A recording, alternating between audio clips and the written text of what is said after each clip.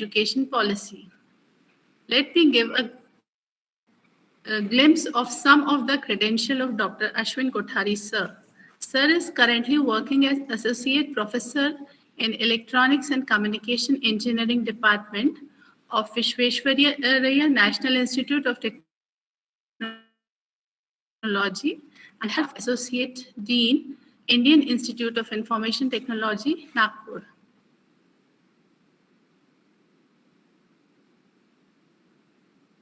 He is one of the coordinators of Systemization of and Embedded Systems.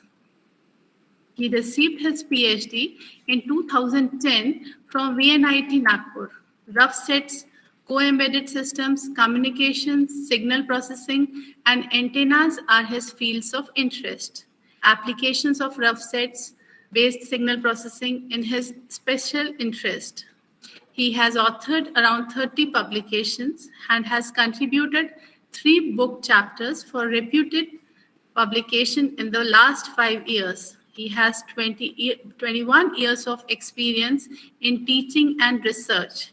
He has visited various universities and institutes of USA, US Berkeley, University of Akron, NJIT, UT Austin. He also visited University of Nagoya, Japan. He has been resource persons for many seminars, invited talks and workshops, etc. He has 8 patents filed to his credit so far. He has worked and currently working on many industry collaborated projects with industries like Tektronix, MathWorks, NI.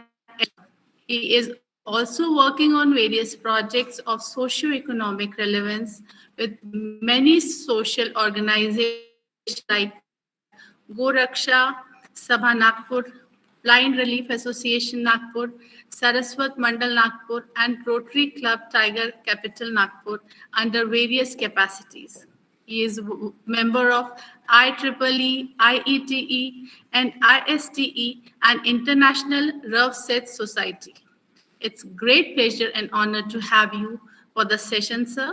So with no further ado, I request Dr. Ashwin Kothari, sir, to share his knowledge on a very important topic, that is COPO attainment in OBE, that is course outcome to program outcome attainment in outcome-based education.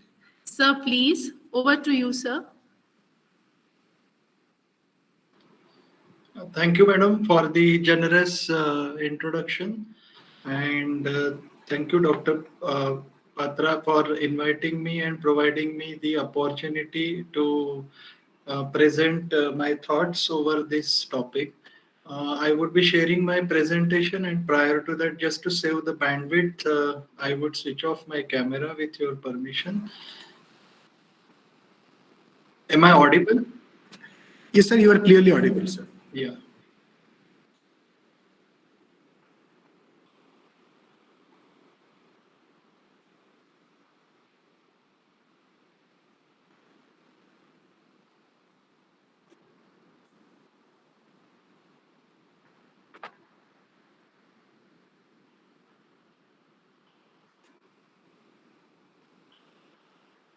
Is it visible?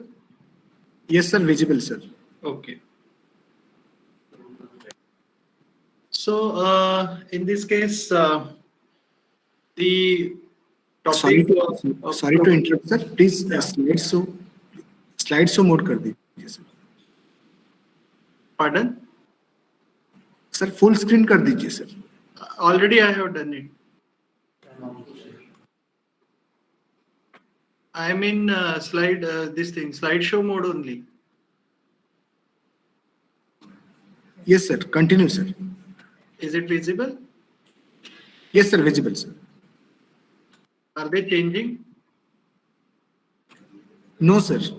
Are the slides changing? No, sir.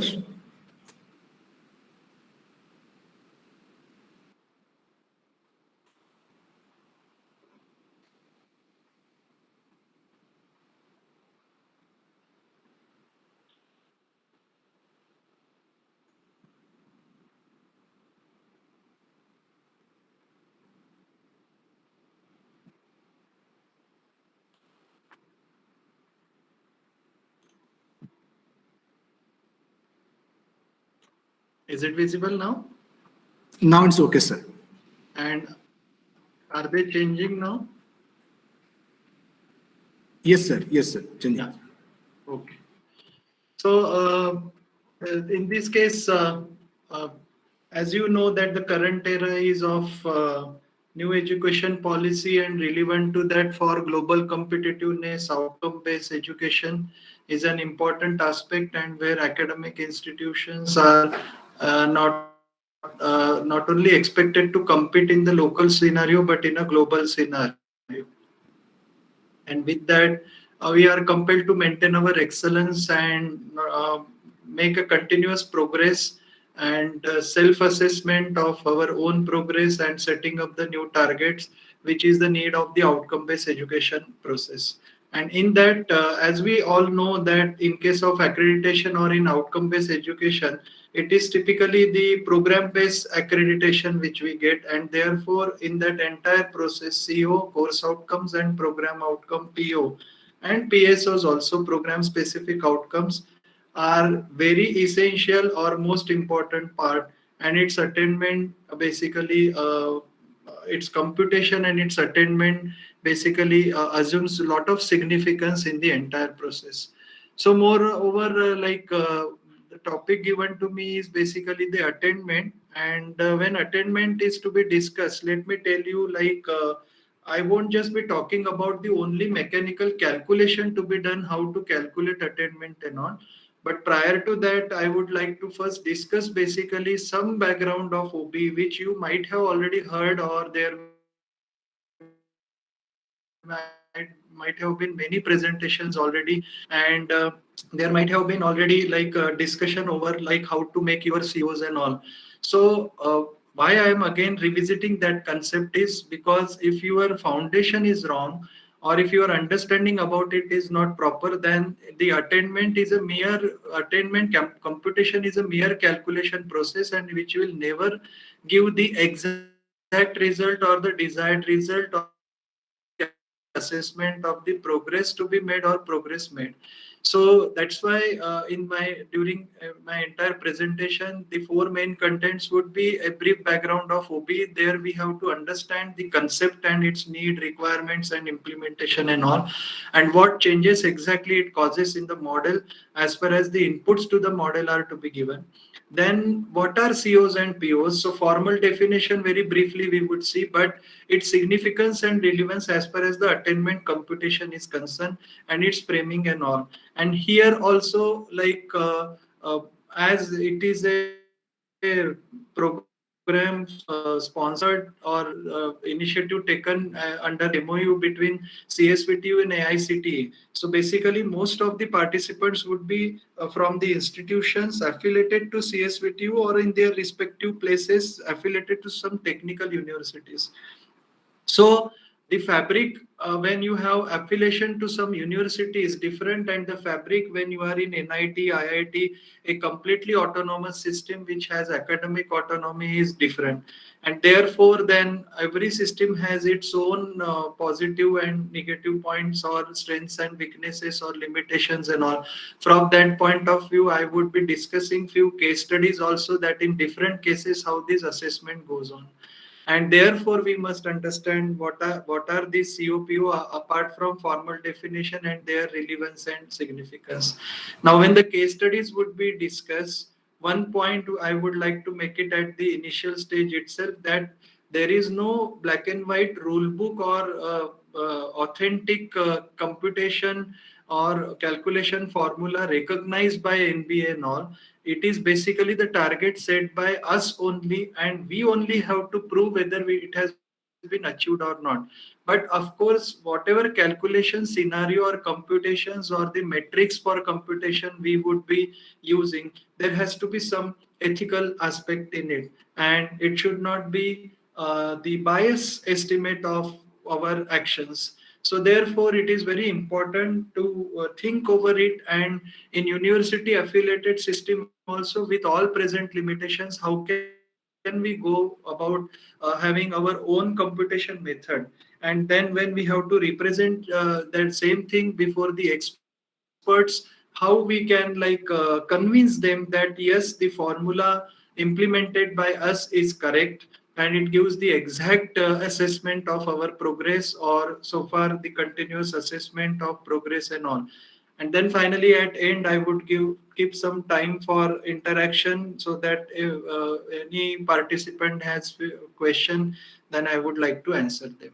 So though I am this thing, at any stage of time, if someone has a doubt, can raise at that point itself, and I will try to keep the session as interactive as possible.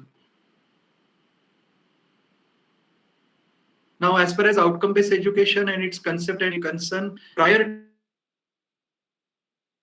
to this, what was the model? It was basically that in that case, there was some curriculum, there was some direct prescription, faculty were there, and potentially fair and uniform educational process was there. And it was relatively easy to maintain because there was no answerable thing for the credibility, or no targets were there.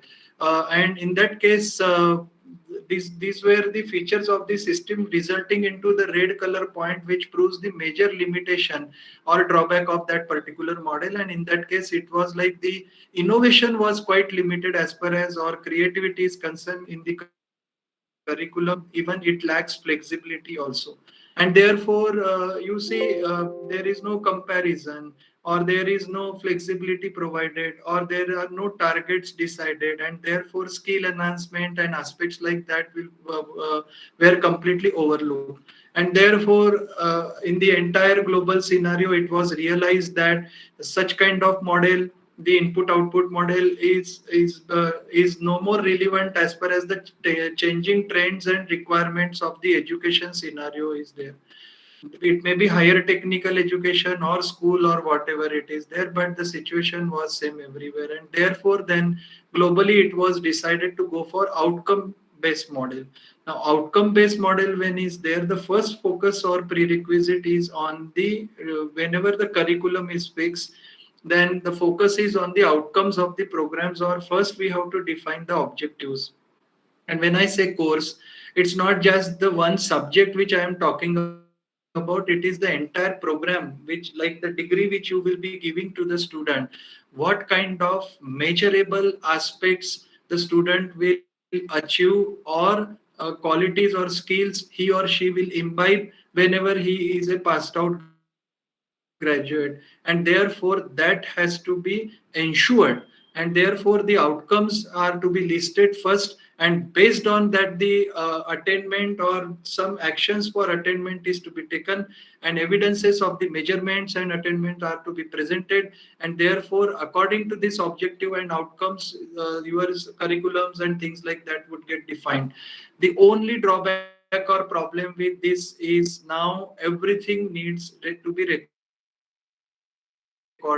or evidences are to be given. And hence that's why you might all, as a faculty, you might have felt that there is a sudden increase in the number of records or paperwork which we have to maintain. This is all because the model has shifted its focus to outcome based model.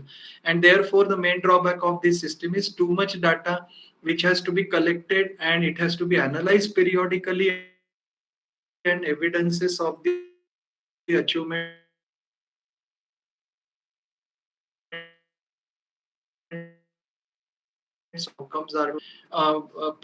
And therefore the main drawback of this system is too much data which has to be collected, and evidences of the achievement shows you input output model means inputs like students which you might select from some entrance exam or something like that. So your inputs are measurable, and measurable outputs are there in terms of number of students graduating, or the quantitative grades, maybe relative or absolute way students are getting, and the success rate of the students and all. But that time we were not bothered that as a professional or as a human being, what are the other aspects the particular course has imbibed into the students, or whether they are eligible, or as a product just compliant should have and all. So therefore the thing was shifted to outcome based education, and therefore then in that case the entire focus is having a clear picture and about thinking that what is important for the students so that they are able to do something. So actionable points in terms of outcome are to be decided, and therefore you will find that the curriculum delivery and assessment, everything, the learning process entirely is to be ensured in that direction only. So in this case, you will find that formally we can say definition from the source which has been mentioned can be said as outcome-based education is a process that involves restructuring of curriculum, assessment, and reporting practices in education to reflect the achievement of high order learning and mastery rather than the accumulation of course credits.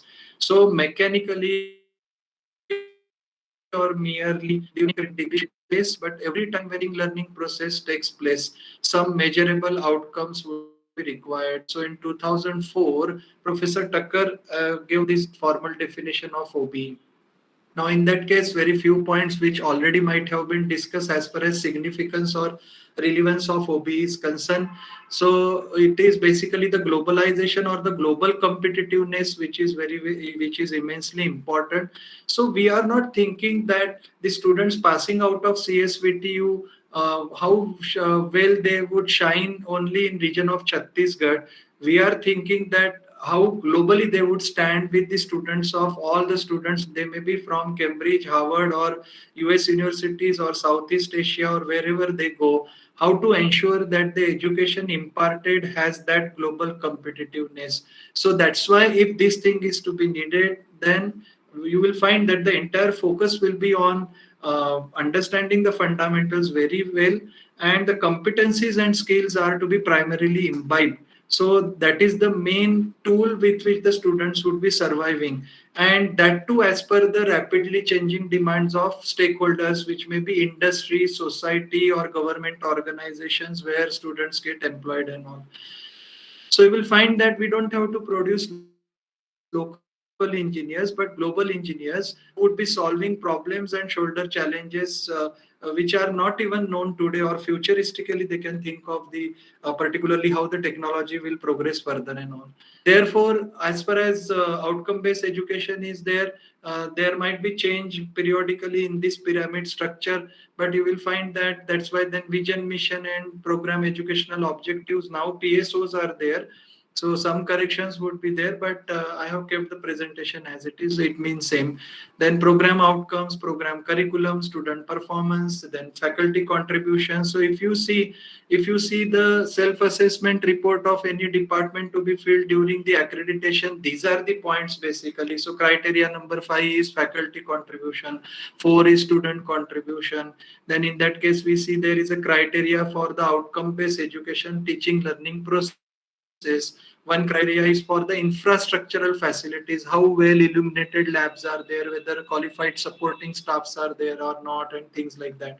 So you will find that in turn, you will find that the continuous improvement is the main aspect which we would be thinking upon, and we have to show like our teaching learning process, how gradually it is evolving and continuously achieving the excellence or betterment as the time passes. So this is the main criteria of the accreditation, this thing. So if this is outcome based education and this is the globally accepted model, then how the outcome based education would be delivered, or in that case would be conducted, and what are its essential requirements. So we will find that when outcome based education for outcome based accreditation comes in picture, then in that case the education in turn will get reflected in the curriculum. And curriculum, when is defined, it is a formal framework to guide the people who are involved into it, for example faculty and all, that how they have to proceed further.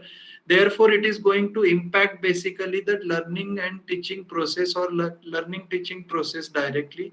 And in turn you will find that whatever outcomes would be there, those we will have to assess, or assessment would be required there.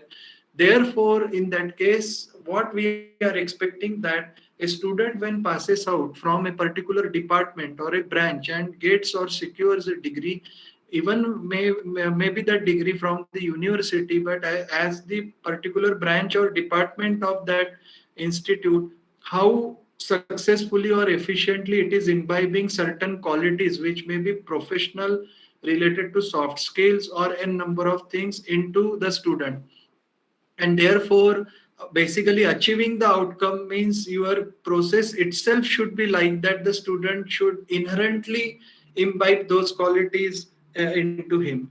So you will find that then we have to measure also that how much quality in general the students have achieved or imbibed into them.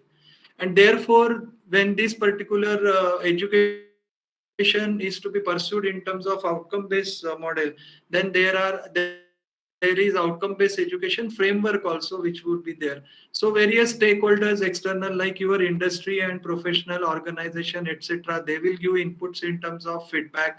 And as these outcomes are to be measured, there would be a pyramid in which mission vision would be at top, and at the lowest level the course outcome would be there. So at the execution layer or physical layer level, we will see that course outcome would be there. So various faculties respectively will be teaching various courses.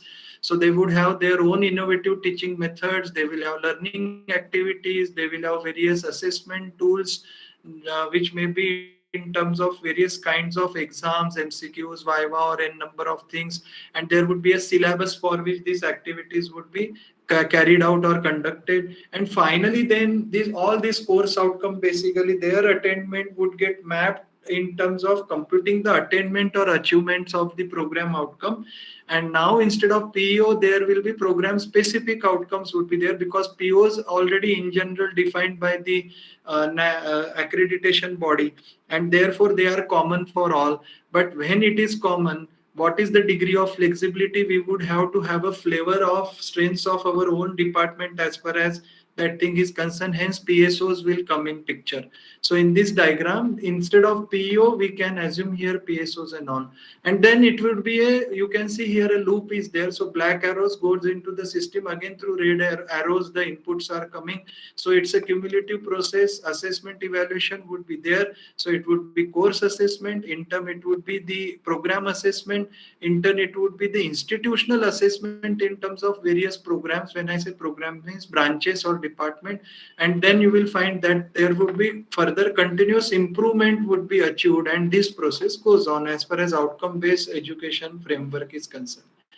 Therefore, if this has to be implemented, what kind of administrative hierarchy or a complete hierarchy of different persons working in different capacities would be required. So the front end would be nothing but the individual teacher who is teaching the particular course, maybe a lab course or theory course. Hence top would be course coordinator. Then there would be module coordinators, program coordinators for the entire program. There can be program assessment committee, there can be department advisory board, and there can be internal quality assurance cells and all. Now remember, these names or nomenclature, they change here and there depending on the fabric or administrative structure of the institution. For example, if it is NIT and all, then what will happen is, for autonomous body, the department would be recognized as board of studies. On top of it, there would be CNET. In some cases, it is called as academic advisory body and all. And then we have audit teams and things like that. So name here and there, but the functionality would remain same. So from course coordinator to internal quality assurance cell, this journey goes on. And each particular team will be keep on giving the relevance or the outcomes and its assessment to the further team. And lastly, the quality assurance cell would again assess the things and would send necessary message to various levels back again, so that the improvement can be there or continuous improvement can be there. So this process goes on. Now, in that case, if this is the outcome-based education system, so far we have realized that in this case, COs and POs can take lot of significance, and we see that COs are at the bottommost level, and next to immediately to that gets reflected into attainment of the POs basically.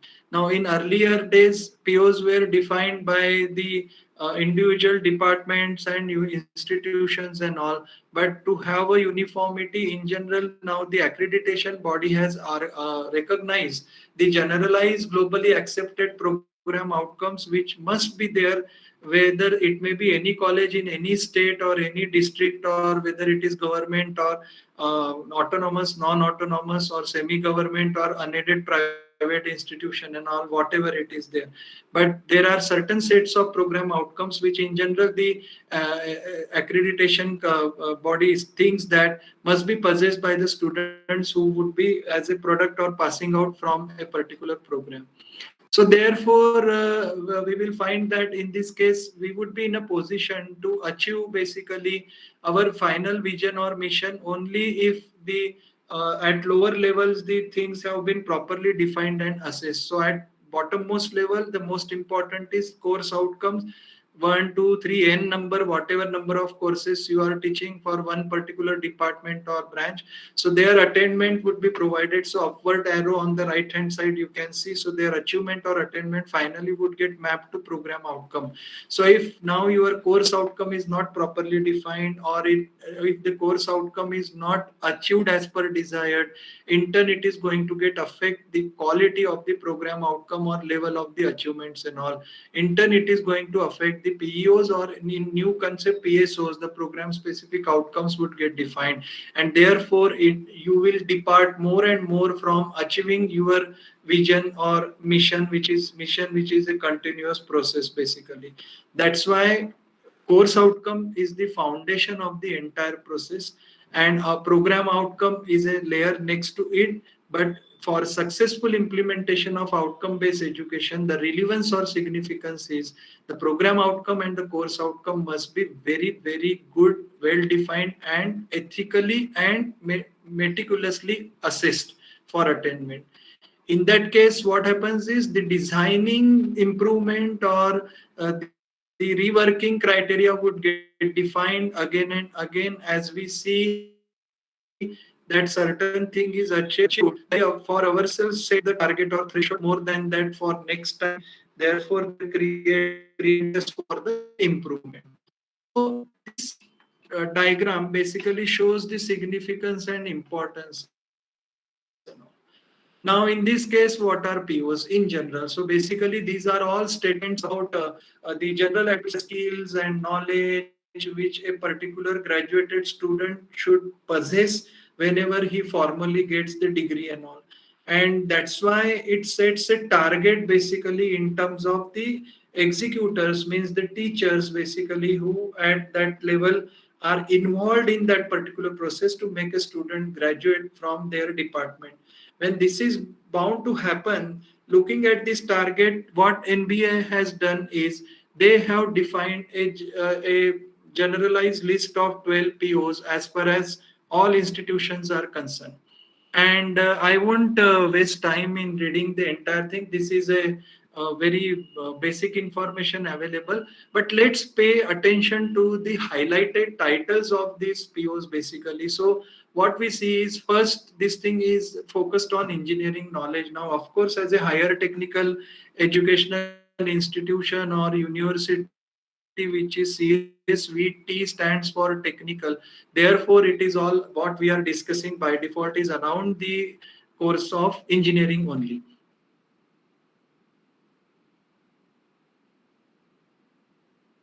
So, and therefore, people get, they must be in a position to make it relevant and apply to the field, as well as for earning further credits. For example, here you will find that if you want to learn a subject called as signals and system in electronics, then in curriculum we have to define prerequisite also. So you can mention that signals and system could be learned only if you have studied mathematics at the first year level.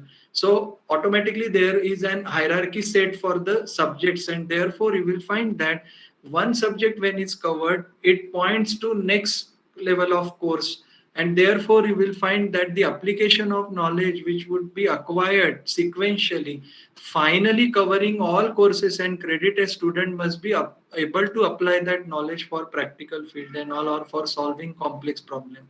So for example, in a medical course, if student studies how to perform surgery, then by reading only books but has never experienced how to actually pick up the knife and give an incision on the patient body, then it's of no use. So hands-on component is equally important there. So as the same type of significance, the hands-on component will assume even in engineering knowledge also.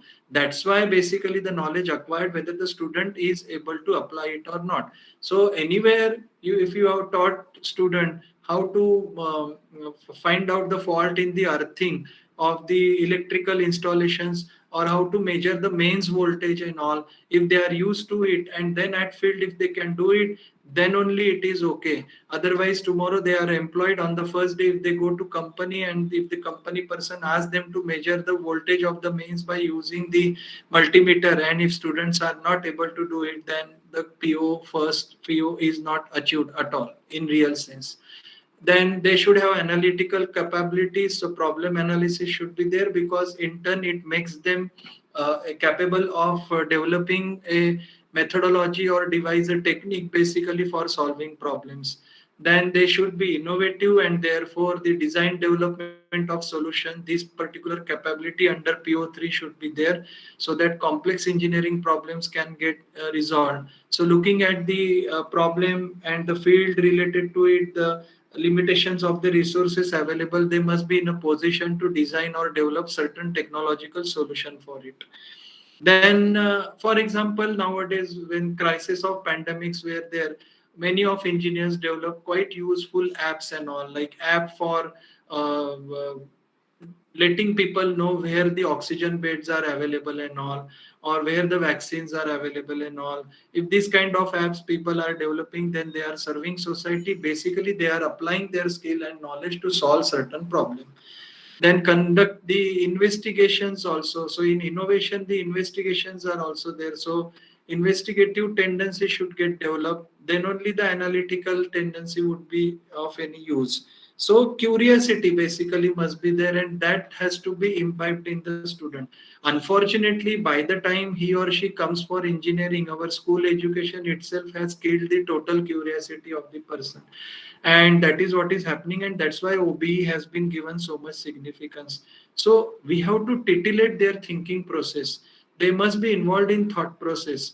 But it happens that because of the lot of peer pressure, the way the 11th and 12th standard exams are conducted and all, students are rather more and more dependent on the student. So they call that teacher as a good teacher who gives the important question for the exam, or exactly covers the syllabus which is there for the exam and all. Means it is exam 1 exam 2 exam, means basically you are not paying attention to the outcome based education, but you are paying attention to the exam centric achievements which are to be done.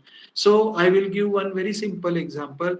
In all branches almost across the entire India, in all institution, in first year we always have a course for English communication. My simple question is, even if a student has scored 10 pointer in that particular subject, does it mean that the student is really capable of conversing or writing in fluent English? If the answer of this question is no, then no outcome has been achieved. Even you might show some scribbling figures and you might claim that certain achievement is there. But passing the exam of English and actually acquiring the skill of English are two different things. So again, I am giving word of caution to the humanities department faculties which are involved in delivering these courses, or even the universities also, to think upon that every course cannot have final assessment of 3 hours and conducting an exam. Actually, certain courses are skill based where cumulative assessment would be there. So if we are teaching in 4 lectures certain skills of English, then immediately a student should be asked to write tens of letters to company actually in the field. So, and that is the assignment given to him. So if your student can copy the assignment from the student who has sincerely done it earlier and can submit it and get same amount of marks, then your outcome is not suffice, or you are not teaching as per the outcome based education model. So modern tool usage, that's why your curriculum execution should be in such a way that every now and then, whatever modern tools are there, simulation tools are there, testing instruments are there, whatever tools are there, its inclusion must be there in the delivery or teaching learning process. Then engineer and society, so societal aspect and responsibility must be felt towards that, and therefore problems like pollution or distribution of the material or implementation of the government schemes, plantation, or a number of things, healthcare and all, for all such problems which are related to societal need, the engineer must feel relevance to it and should develop solutions for that.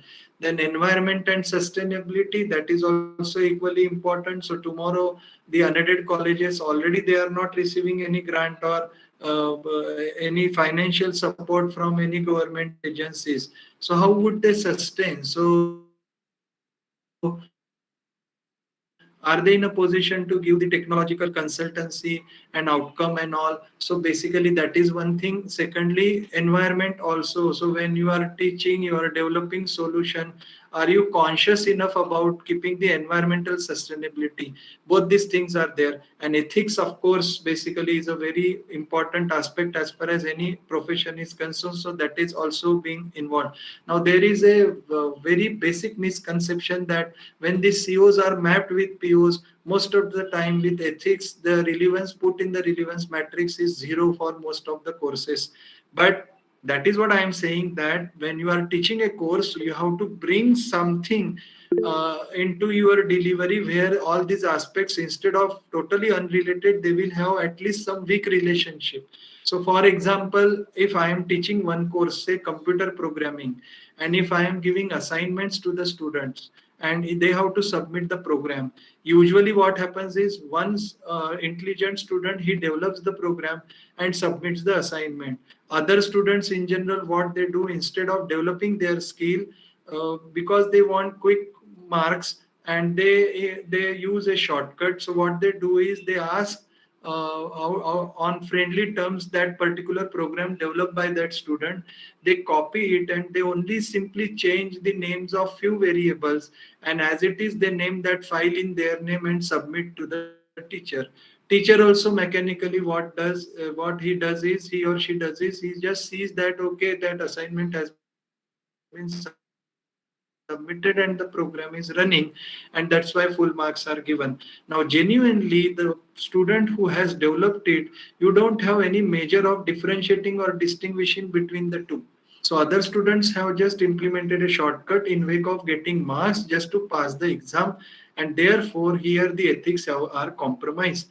Therefore, if the teacher himself or herself is using Turnitin kind of softwares to check the plagiarism involved in this assignment submitted, then you can say that no, when I teach this subject, I always care for certain professional ethics. So I don't allow student to copy the assignment, and then your relevance metric won't have zero,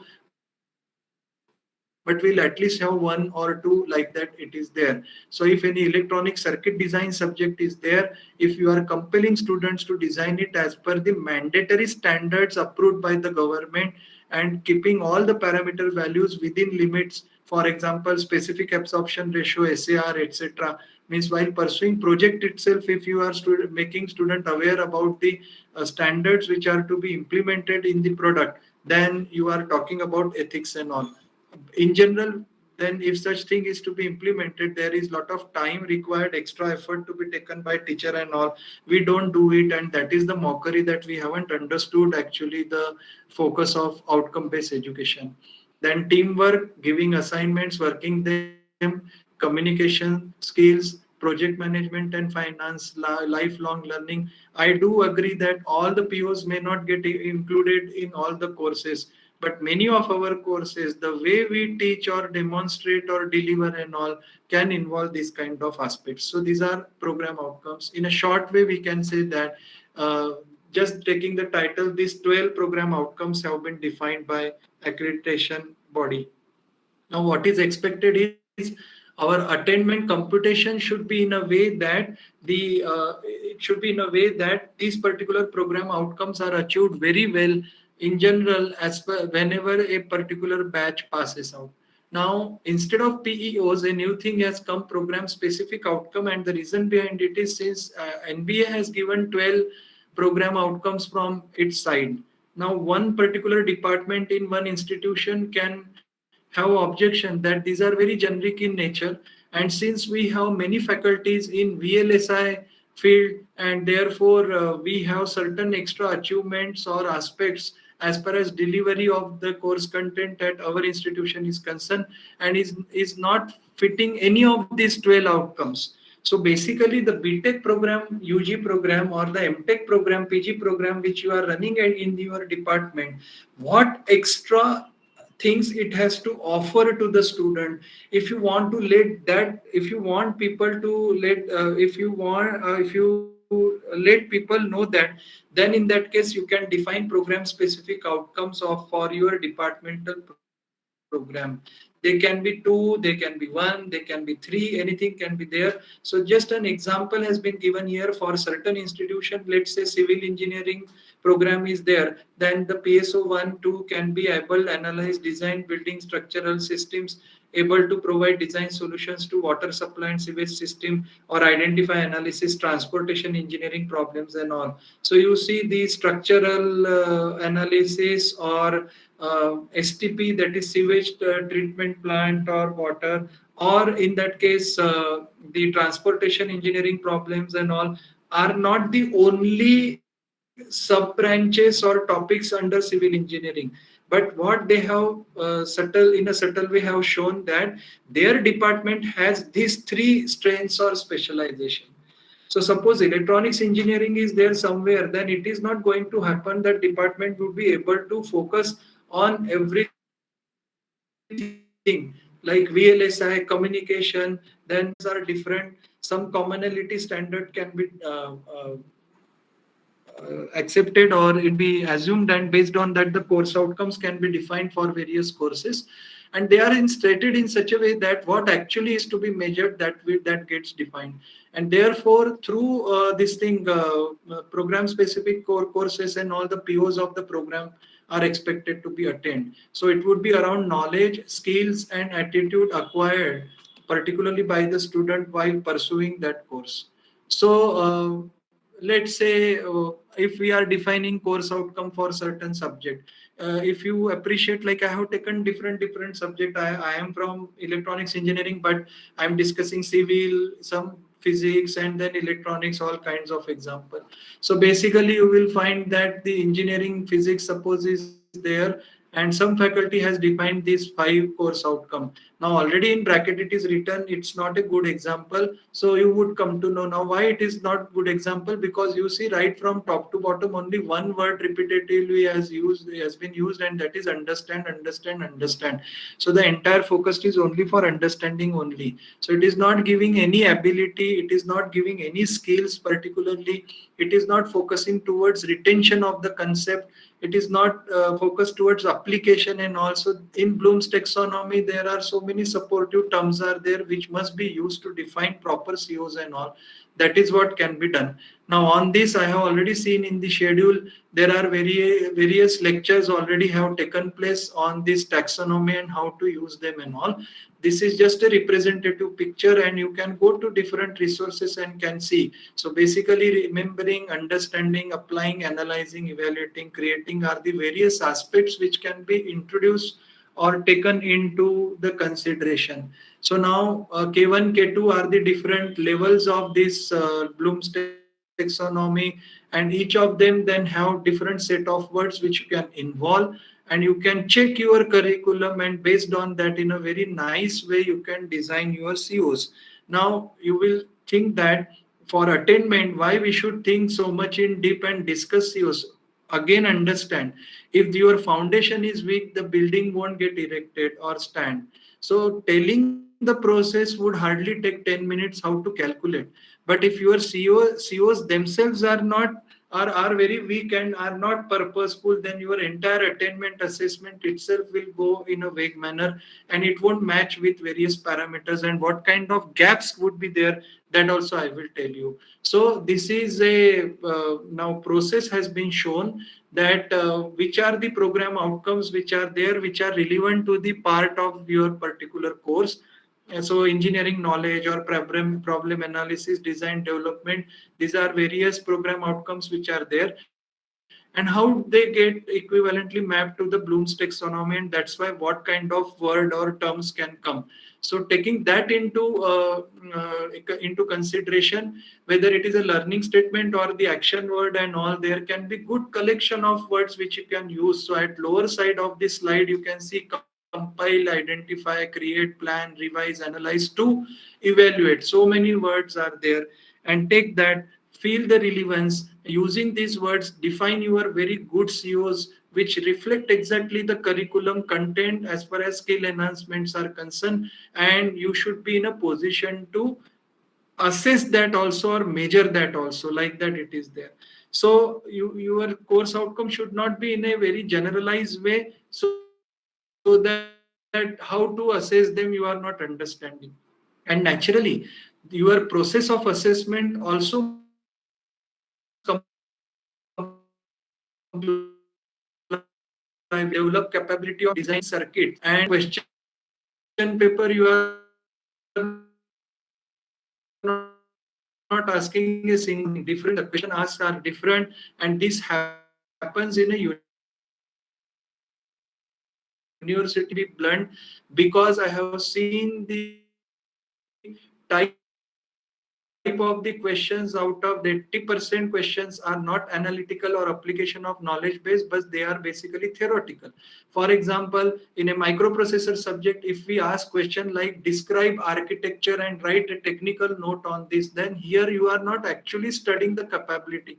Whereas in the course outcome you might have already written there that the student will be able to design microprocessor based system, and here question you are asking related to writing a short note. It is remembrance. Then you are just asking the student to recollect some theoretical concept which he or she might have mugged up even without understanding the concept. So you will find that without understanding the concept, just by mugging up, if the students are in a position to answer your question, then it is a very bad question and bad question paper. Let me tell you. So to enhance the standards, basically when university affiliated institutions are there, they get marginalized, but their efforts can be highlighted or evolve during conduction of their own internal assessment examination, for which during accreditation they should have higher percentage of weightage allotted to it. So that you can always do. So you will find that how then, let's say, strength of material subject is there. So some action work would be there. So learning statement would be there. Based on that, how a very good this thing course outcome we can define list of it by keeping in mind the respective POs which to which it can get mapped. So in bracket PO1, PO2, PO3, it has already been written, and an effort has been made to develop course outcome list for a certain course using Bloom's taxonomies and all. Now, if these are the ways by which POs, PSOs, and COs would get defined and all, how their significance or relevance would be there. Now, focusing on the attainment itself, you will find that the course outcome would be direct measure of attainment at the lowest level of the outcome-based education hierarchy. This we already have seen in that diagram also. So you will see this will be the ground reality. So if course deliveries are not made up to the mark, and only figures are there and papers are maintained, then it carries no meaning. So we will find that because these COs only then get directly mapped for the attainment of POs, which in general NBA thinks that a student when graduates, then those attributes that particular student must possess or it must get imbibed. And therefore, both of these are to be periodically assessed. It's not one-time phenomena. So vision and mission you will define one time, but COs and POs over the period, it can happen that you may have to rethink after 5 years. Certain COs may get changed as the curriculum upgradation can be there, or it can be the realization of the board of studies or the faculty themselves that we have done this, but it's not relevant so far, and there is a need now to change it because the fabric of the delivery or the education has got changed. Now, therefore, if in a crisp way, let's assume that for certain accreditation of a program, all the POs have been defined. Now, actually, we don't have a scope. Already the list has been given by the NBA for POs, but COs we can define. So all COs are defined, well defined. In a crisp way, they are defined. In a measurable way, they are defined. And at the same time, with the program specific outcomes also have been defined. Then before attainment, what we should do, what are the preparations which are there? Just sit, make a group, and thoroughly think that how a combination of indirect and direct assessment would be there, assessment tools would be there for attainment. Then think on the aspect that how many internal aspects would be there or external aspects would be there. For example, I don't know, but my guess can be correct or very wild guess. In CSVTU also, there might be some internal marks which are sent from the institution, around 30 or so, and for 70 marks there might be some external exam, final exam, which students might be appearing and all. So this is my guess. If someone wants to correct me, you can correct me.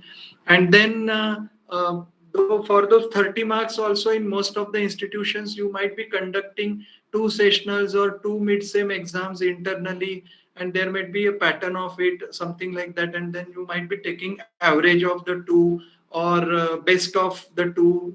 These are different mechanisms which you can take, because the entire syllabus would get mapped to it finally.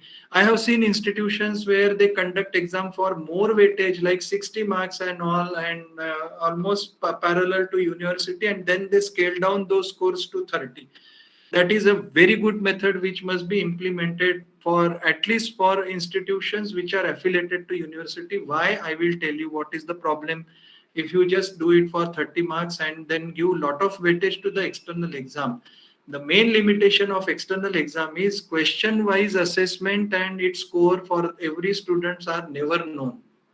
So any XYZ subject out of 70, a student might have scored 62, but you don't know in question 1 how much he has scored, question 2 how much he has scored, question 3 how much he has scored, because that is going to tell you the attainment of every individual course outcome, which gets in turn mapped to different questions and all.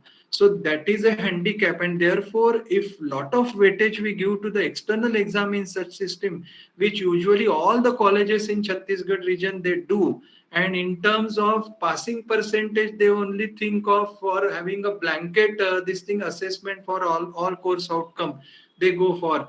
This is very bad or very weak method or computation of course outcome, let me tell you very frankly. And therefore the more, so that's why you don't have right to change the system of university. You have only right to send the 30 marks, but university can't compel you to conduct only one exam of 30 marks. The internal assessment mechanism, the institution or the department can decide that how many exams they want to conduct. And therefore,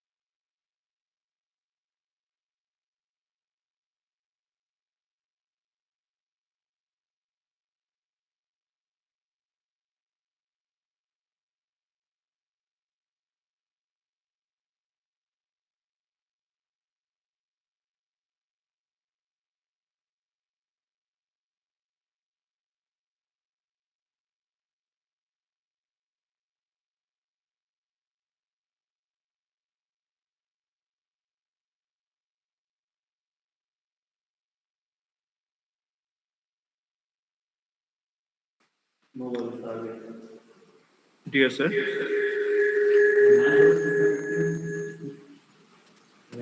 So if you are speaking, we are unable to hear your voice, sir. Okay. Kothari sir will be joining us shortly again. Please wait.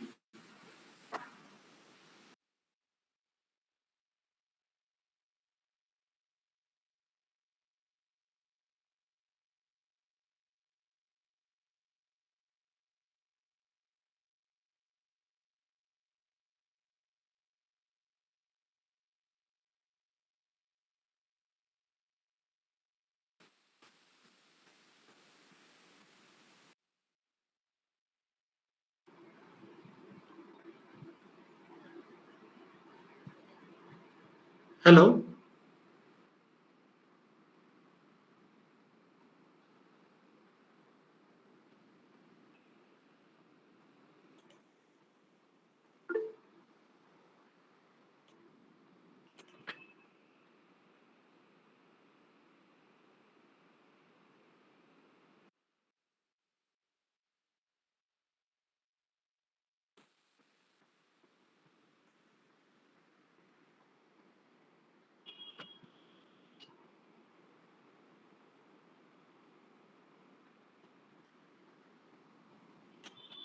Hello.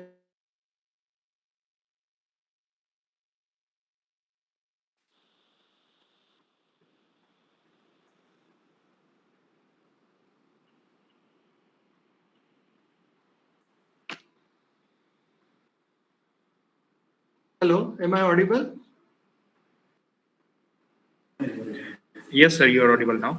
I had a power Yes, sir. failure at my place for a few moments. I will again share the presentation.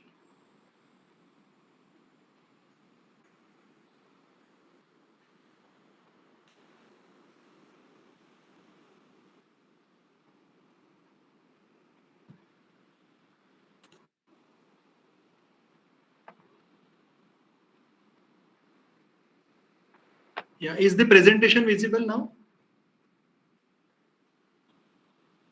Am I audible? Yes, sir. Yeah. So preparation is again, as I Slide have is said, also visible, sir. yeah.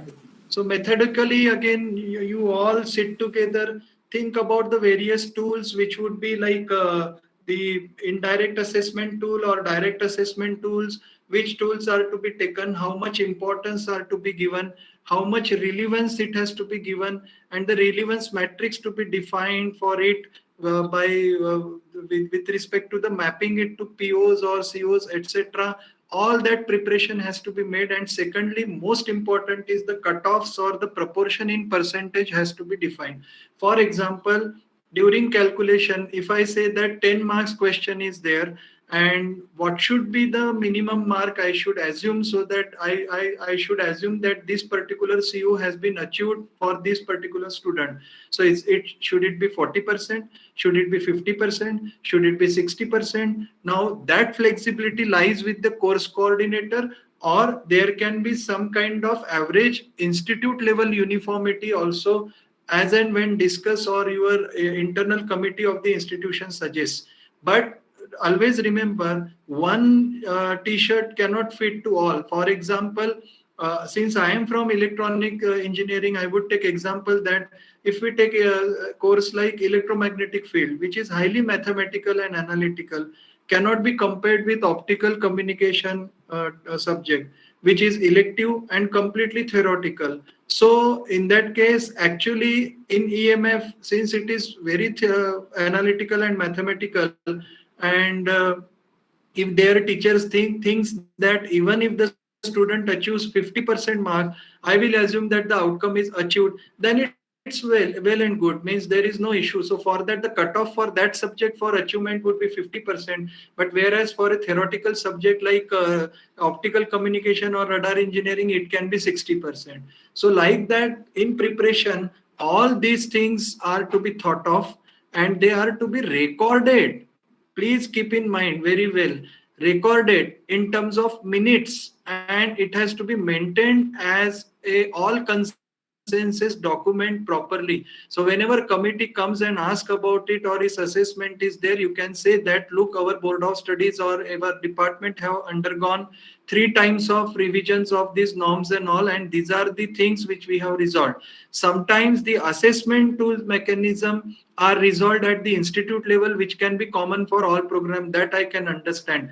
But in that case, means there should be 2 sessional or 1 sessional or 1 mid-sem and 2 sessional, or 3 mini projects, or no teamwork or individual project, like that the surveys and feedbacks and how much weightage is to be given to that. This is not defined by NBA, or even in my presentation also, the case studies which I will show, they are specific to those institutions. You can have better way of doing that, doing the same thing. So you have to think upon, and only thing is you have to think in a way that your assessment should not be biased. So this preparation when is done, then you will find that how exactly the COPO attainment and assessment is done. So in that case, you will find that first we will have to see the alignment of it. So let's say there is a course called as concrete technology, and the topic under which we are under that subject we are tutoring or we are teaching is mixed proportioning, which has these many aspects particularly, and its outcome is like this.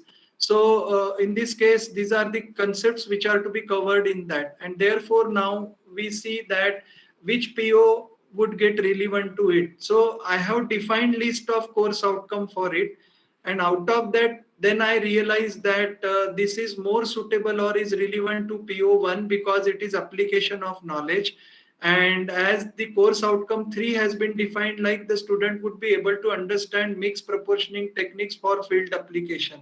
So basically you will find that in this case this CO3, will it be relevant to PO1 or not, that I have to understand. But now please take a while and see here. The question which is asked is briefly explain the various methods of mixed proportioning technique. So even coming to this slide, just now I have given the example. Here there is a fault now. You are saying that application of knowledge would be there and these two are relevant, but what you are assessing and asking is completely different. That always I keep on saying. So you put a CO that student will be able to design circuits using operational amplifier, and question you are asking is briefly explain how the integrator of an operational amplifier works, which is a theory question. So in this case, what is happening is, if this mapping we take CO3 with PO1, you ask two questions to yourself. Does this CO really reflecting the intended measurement from PO1 which is there?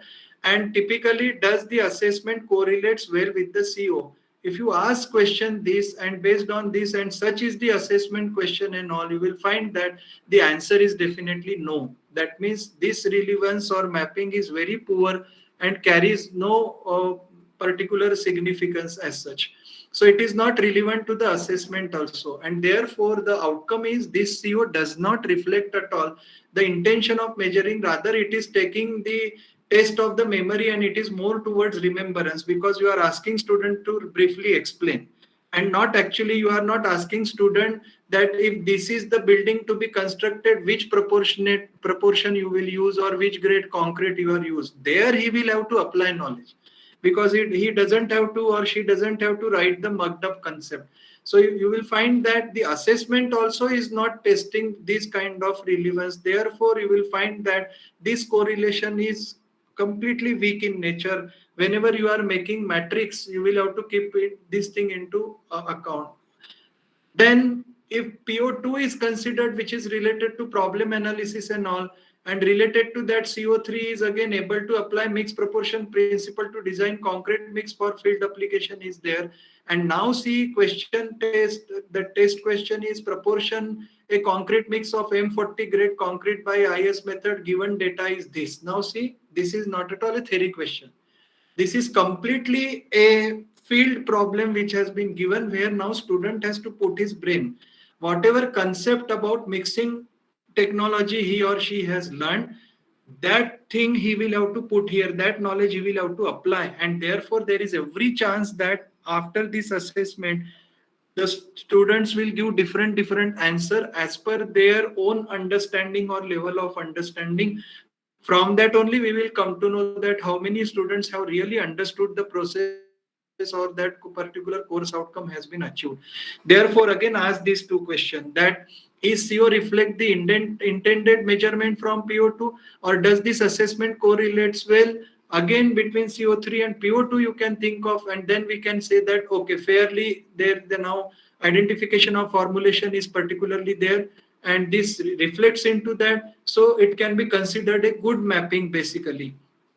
And therefore in that case, even if it is good or this thing, but you will have to find out that the terminology which has been used basically, or in the PO defining and CO defining, are they really mapping to each other or not? So this way, if you keep on thinking and go on finding the relevance between the various course outcomes and program outcomes, and this exercise is to be done for each course, and a relevance matrix is to be defined. Then in that case you will find that these questions will let you know to have the good mapping between different program outcomes and the relevant course outcome. So here specifically, if we are discussing the case of CO3, which can have good mapping with PO2 but bad mapping with CO3, or vice versa, whatever case has been there, that strong relevance you can put. So you will find that the assessment correlates well in this example, and you can find that the CO hence maps strongly for PO2 and PO3. That means the mapping can be there in a strong way for more than one PO also. So never assume that the CO would be, there would be only one-to-one correspondence between COs and POs. That is not going to happen. So that's why the appropriateness of writing of CO and choosing the right assessment technique, basically corresponding to particular POs and all, is the responsibility of the course instructor, and he must put certain creativity or thought process into it. So summarizing this example, what finally can happen is we can set up now, see the attainment, how we can go for, or we can think of. So there are COs, CO1, CO2, CO descriptions have been given, and their relevance of the respective Bloom taxonomy level and all, with what POs they are getting mapped, that also we are writing. And then we are deciding that, okay, when test 1 was taken, there was question number 1 and question number 2 with sub question of AB with their relevant weightage and all, they were mapped to CO1. Whereas there was assignment number 1 A1 which was there on CO2. So this mixture can go on. Like some course outcome can get covered into assignment, some can get covered into actual tests, some can get covered into the lab assignment and lab activity and all. But wherever you will find that the actual execution of the course deliverables and assessments are taken. For example, for theory we don't take Viva, but for lab we take Viva. These are again different assessment tools for the students, but involved for same course itself. And remember, they all are part and parcel of the direct assessment mechanisms which we right now we are discussing. Because you interact with the student one-to-one and directly checks his paper or her paper, or you give marks, and also with this assessment evaluation we would be knowing. Now what would be the grading scale, for example? So in that case, attainment, if is to be concerned, this is one more method, which is population percentage method, based method, which most of the time is used by institutions typically which are affiliated to some university, technical university. Like in your region also many colleges might be doing this, that if our score is below 50%, then we would give 1, or if it is between 50% to 70%, then 2, and more than 70%, then 3. And the attainment achievement can be considered to be of 75%. Like if the 75% can be considered if 75% of the students are scoring more than 70% marks as far as attainment is concerned. So in this case, this technique, why people use based on population based, because they don't have details about the assessment of individual questions and all. This has happened because you have given more importance to the university exam, which is of 70 marks, and there after getting the result you only know how much score student has achieved, and you don't know question wise how much score he has achieved in each question and all. You only know pass fail and out of 100 or 70 how many marks he or she has achieved. The 30 marks internal are there, they can have involvement of lot of direct assessment tools at your end itself, but since that is limited only to 30 marks, that's why in your region, whenever NBA takes place, the committee finds it very difficult to understand that the direct assessment which could be done by the teacher, why it has been marginalized, and the assessment which does not give any detail, why it has been given a larger weightage. That question is always asked. Therefore, you can take 50-50, or the best thing is if you are affiliated to certain university, then your internal assessment marks are out of 30, but you conduct exam for 60. More exams you conduct, have detailed methodical way of direct assessment, and then you scale down those marks to 30 while sending to the university. But while taking the weightage, you can take more weightage of your internal assessment, so that the committee would be happy that teachers are doing or taking lot of efforts to understand whether the things really have been achieved or not. See, your own internal paper can always be tougher than the university paper. Why you don't ask analytical questions and all? Why it is there that if the university asks theoretical question, then we should also ask the same question? That means you are not going for outcome based education, but you are making student compliant with the university exams only, and it is completely exam centric approach. So student must say that our college papers are more difficult than the university this thing. If we clear this, then there is no way it is going to happen that they will fail in university. So it is the creativity which teacher has to put. Now, how the attainment of the course would work out, as we have seen, there will be, you will find that particularly we would be knowing that how many marks have been allotted, and related to that CO typically how many questions were asked. So in that case, here the list of individual student would be there, and for each of that question, how much he has scored in test one. Let's say question 1A was there, which was of 10 marks. Then 8 marks were scored by that particular student. So 8, 7, 8, not attempted, these, that, like that, every individual would be there. And then finally, related to CO1 only, whatever number of questions were asked, they were of 40 marks. Out of that, the total score of every individual student, you can write down that how much he has scored. Now, someone may scored 24, 28, 30, or whatever it is there. That is the case. And then you will find that there would be there can be like assessment of the questions he has attempted. For example, roll number 1, Anusha has not answered T1 Q2B, so it is non-attempted. So actually, out of 4 questions, she has out of 40 marks, she has only attempted the 30 marks question which were there. So these kind of details you can take. Now here there is like discussion or possibility. Like at our place, we would never take out of 30 how much she has scored, because 23 out of 40 and 23 out of 30 means what you are doing is you are skipping, particularly in this technique, the question which has not been attempted but was asked for that CO1 basically. Now in this case, this kind of assessment can give fairly biased this thing, because the percentage naturally will come more. And if you take out of 40, means not attempting it also makes a difference. In that case, like second student has attempted all 4 questions and he or she has scored 31 out of 40. So his achievement is 78%. So on what extent you have to take based on that. So fairly percentage comes more, then you will find that there will be a gap. A gap means what? Here percentage would high, and you will say every CO is attained and every PO is attained, and the percentage also you will show is very high and all. But in that case, always remember, if it happens that the university result of that subject is 55% or 60%, so out of 100 students, 40 students have failed in that, then there is a gap now. By calculation, you are showing that everything is fair and fine, achieved and all, but there the students have failed. They are not even been able to clear the exam, forget about attaining skills and all. So this kind of gap always is projected when I won't say faulty, but non-transparent or little biased methods of computation are taken. Now here, if you ask me the question, sir, shall we take out of 30 or 40? Again, I am saying that it is your common consensus and conscious which has been adopted by the institute of the or the department. Only thing is there are no rules by NBA. Nothing has been defined that you should do calculation only by this way. That is the case. So you can put threshold. I will show you this another case study in which different type of computation or calculation method has been used.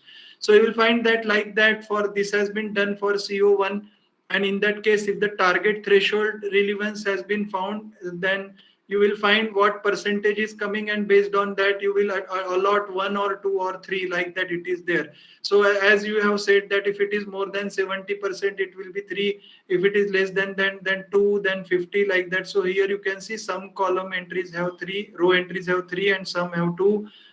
Right now, fortunately, there is no student in this example where the level is 1, and therefore whether the CO1 has been achieved or not would be written only when 3 is there. When it is less than 3, you are saying that not achieved.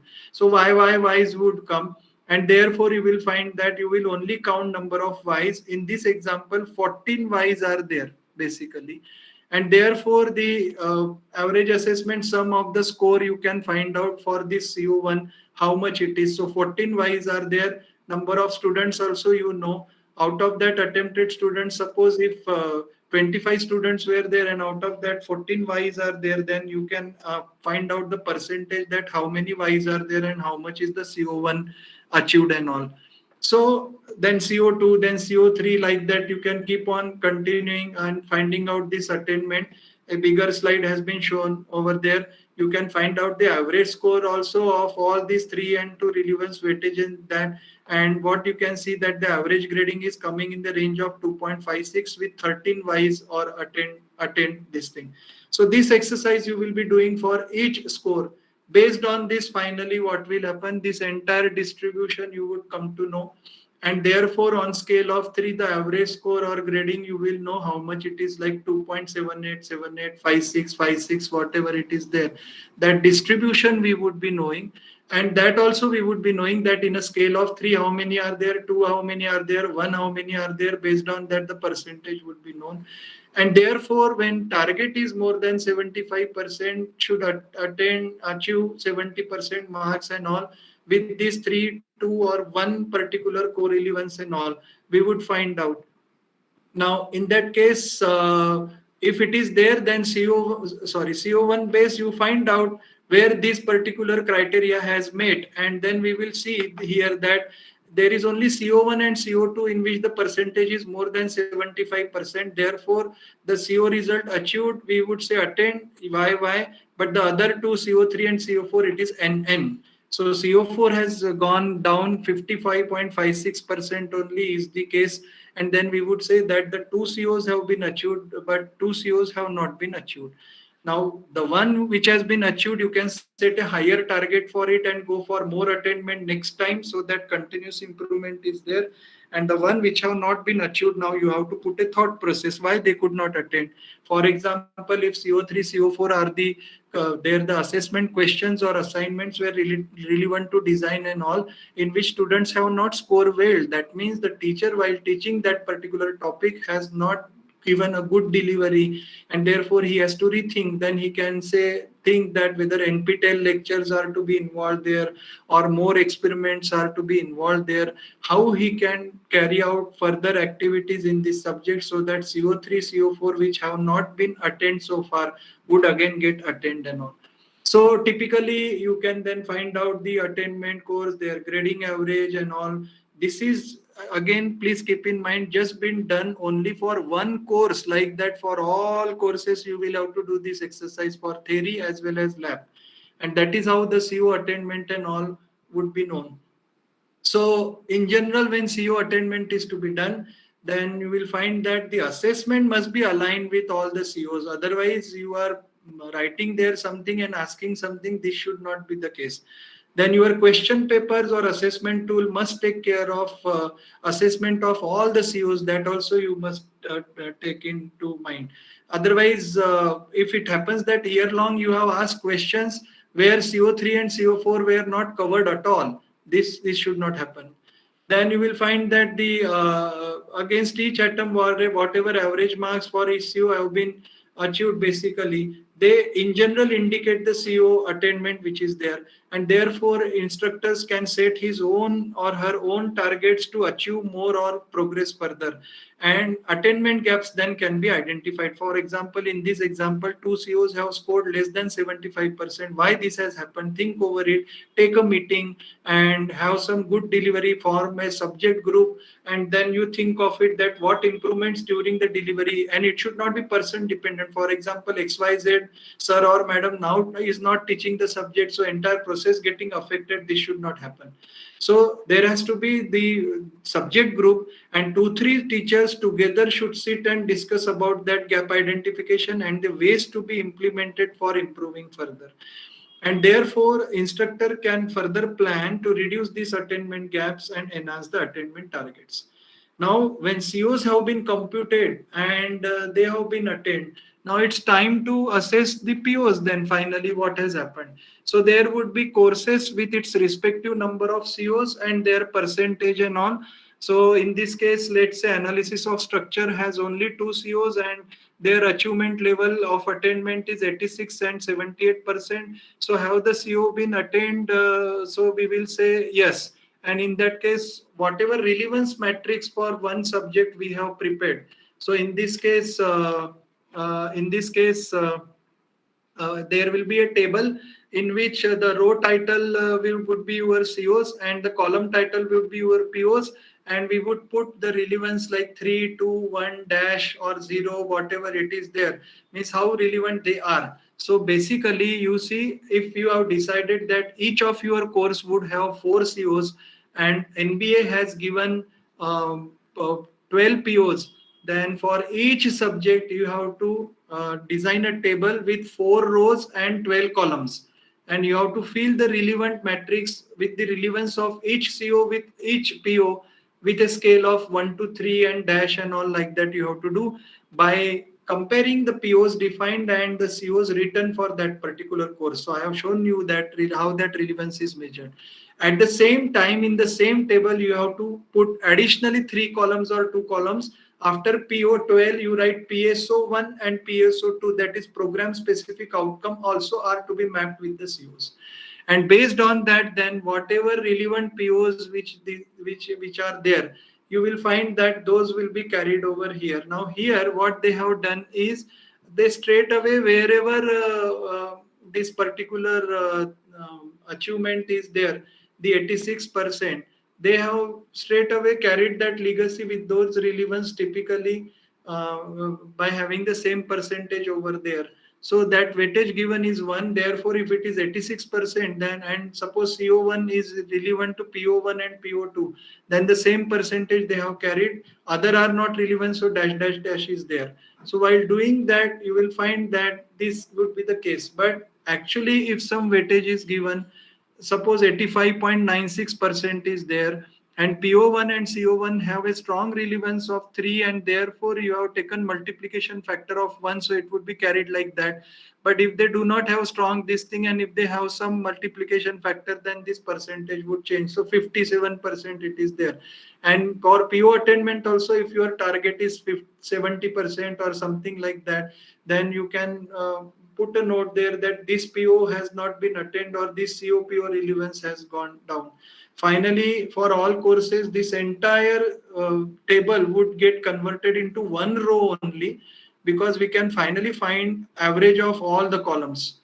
And final row for PO1, PO2, PO3, the percentage would be known to us. With this, in the entire department, we would be knowing that finally what has happened. So this is that next slide. So all courses together, you can see the bottom row. This is important. And what it is showing that PO1 is 80%, PO1 is attained 78%. This can be average, weighted average, whatever methodology you want to take based on that. So some PO here, PO8 is just achieved 69%. Some is achieved 67%. Now here, if you have decided that we will consider those POs attained who have scored more than 70%, then what will happen? This PO8, then PO so program specific outcome, this PO1, like in that case, or this should be PO10 actually, sorry.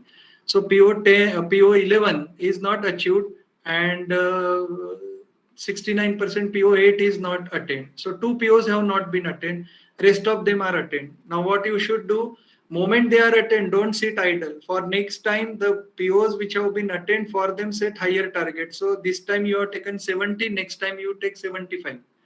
And just see whether they have been attained or not. Sometimes in cumulative calculation over a period of 3 years or 6 years, whatever accreditation status you have got, you will find that sometimes reduction in PO attainment is there. This all depends what kind of batch you got, or the online mode was there, offline mode was there, or university syllabus revision revamp was there, because of which many things get affected. But again, we have to identify gap and see. And here now, if this table shows that the average is quite good and there are many subjects which are even above 80 also. So here you can say that more than 80, if it is there, then only achieved. Then in that case, 78%, 72%, these also would be declared as not attained. So this all depends on us, or you can take 75. So common consensus you will have to take in the department and will have to set threshold for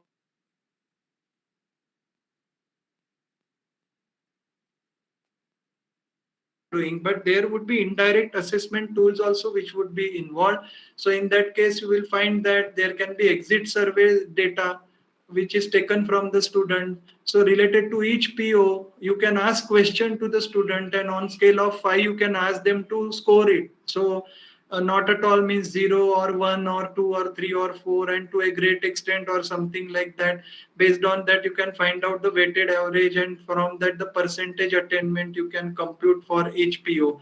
Now this indirect assessment can be exit survey, will be given by the final year students only who are passing out. They will be talking about in general about the program and your department functionality and all. But you can take such questionnaire answered from the employers also, those who are employing your department. There can be class committee reports. You can also have indirect assessment tools like how many students have published paper in SCI journal, non-paid journals, Scopus paper journal, how many students have got what I would say the prizes in the hackathon or something like that. Based on that, these are all indirect assessment tools. So you can decide for yourself that if number of students are 10, then these many marks are to be given, or this is the scale. Or you can count the successful students in competition divided by the number of students participated, find out the percentage, set a threshold for that percentage, set some target, and based on that also you can give marks and declare the attainment, that this is our attainment. And then finally what we can do is, which most of the these colleges they do, they mix then the attainment of direct assessment and indirect assessment together, giving the weightage like 70 30, 75 25, 80 20, whatever it is there. Based on that you can have the particular mixture of two. That is a better method. So you will find that this semester end examination, which in most of the cases university affiliated teachers or systems, they compute this, that how many students have passed out with what marks and all. Based on that also the attainment can be computed. So I am showing you different examples and how the different weightages can be given, how they can be mapped, or this thing. So the direct assessment tools, how much weightage it should have, 50%. Direct assessment AC, how much weightage it should have, 30%. Exit survey should have 10%. Course end survey should have 5%. Based on that also you can mix and can compute the attainment like that. It is there, as I have said, that you have to mix the direct and indirect assessment. Finally what will happen, this way also you will get attainment, that PO1 is 76%, PO2 is 75%, PO3 is 68%, like that it is there. Now here if I say that the attainment threshold is 75%, then PO3 is not attained. And PO3 is toward design solution and complex. Now again go back, discuss why this has not been attained. So the COs with which you have linked it, how many courses got linking. Now this might have happened that while designing the COs, many places PO3 would not have got a strong relevance, and therefore kind of questions you are asking, they needed to get changed, which are based on design and all. Then this would increase. If you ask less question, lesser relevance, naturally no outcome would be there, and student won't be in a position to attempt such questions. So basically you will find that when PO attainment is done, all POs can have to be adequately addressed, and then through the selection of core courses of their COs, attainable targets are to be selected basically before each of the COs. And if the assessment is in alignment with COs and performance of the students, then always the CO attainment indicate the performance of the student. Or otherwise, I will, what I have mentioned, that gap will come. Means it will happen that you will show the CO is attained, but there you will find that high number of students are failing in the university exam. That should not happen. That should not happen. Then your calculation method is faulty. These measurements provide the basis of continuous improvement in the quality of learning. So as I have said, that you people have to continuously set higher targets and again work on it if those targets are achieved, and you have to work out some gap identification and bridging techniques for the COs or POs which not have been attained. Now, in this case, you will find that there are various examples as the paucity of time is there. If you just allow me, I would take your extra 5 minutes and would show you some different example. But now here example is of VNIT, and VNIT or IITs are or NITs, basically they are altogether different system. They are completely academically autonomous. So they don't have restriction or limitations from the university. So because of that flexibility, we can define our own COs. Then POs are by NBA. We define our own PSOs, like that it is there. And then we can have our own assessment method and threshold set, which you can also do, but that you can do for your internal assessment only. You don't have any control over the university exam, but in our case it's not like that. The end semester or the teacher assessment and the sessionals and everything, the direct assessment tool we have, we will be having our own window defined by our senate, and we can have that particular weightages. And then the modes, different modes also, whether there would be open book test, quizzes, seminar, mini projects, whatever our direct assessment tools are there, that we would consider. And the same technique we would define for theory and lab both. And then different inputs would be there as far as the quality to be maintained in theory as far as our laboratory is concerned. And then based on that, you will find that we have devised a formula that the direct assessment would have 75% weightage in every PO attainment computation, whereas indirect assessment would have 25% weightage. And we work on the weighted average formula or relevance on that. So you will find that in indirect assessment, what would be their student feedback, exit feedback, alumni survey, employer survey, industry survey, publications, etc. This all you could do. Even if you are university affiliated, have all these tools for your attainment. I am again telling that increase the weightage of your internal assessment and then convert it into 30 scale of 30 to send to the university. But if you really want to implement a very effective or efficient outcome-based education program, then you increase the significance of your internal exams and enhance its quality. Don't just go for that whatever questions are asked in the university, we will ask the same. If students can answer difficult question in your internal exam, then they would easily answer the university theoretical questions also. So you see, university is a big thing. You cannot make a big change there in one night, but you can change the way the internal exams have been conducted. Finally, university will only ask for those 30 marks.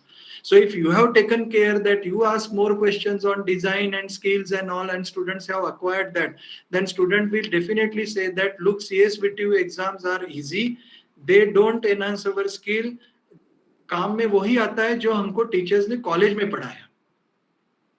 And if you just keep on following the university pattern, since theoretical questions are asked there, that's why you will also keep on moving around that, then entire outcome-based education system will collapse. Because no PO, even if you show the achievement and all, but it will miserably fail.